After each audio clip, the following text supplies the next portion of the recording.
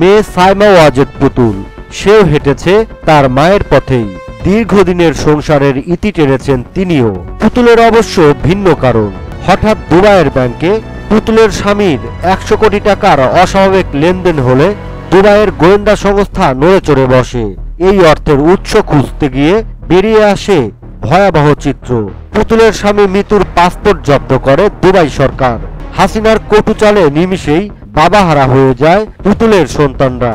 এ নিয়ে পুতুলের কোনো অনুশোচনা নেই। কিছুদিন পর নিজের চাহিদা পূরণ করতে আবারও বিয়ে করেন নৌ পরিবহন প্রতিমন্ত্রী খালিদ মাহমুদকে। এদিকে শেখ হাসিনার 5,500 বিজ্ঞানী পুত্র জয় যুক্তরাষ্ট্রের FBI এর হাত থেকে রক্ষা পেতে কঠিন সত্য প্রকাশ করেছেন।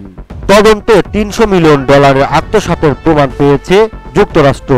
কিন্তু মাথামোটা জয় সেটাকে ভুল প্রমাণ করতে ফেসবুক স্ট্যাটাসে জানিয়েছেন তিনিও তার স্ত্রী ক্রিস্টিনা প্রায় 3 বছর আগে আলাদা হয়ে গেছেন।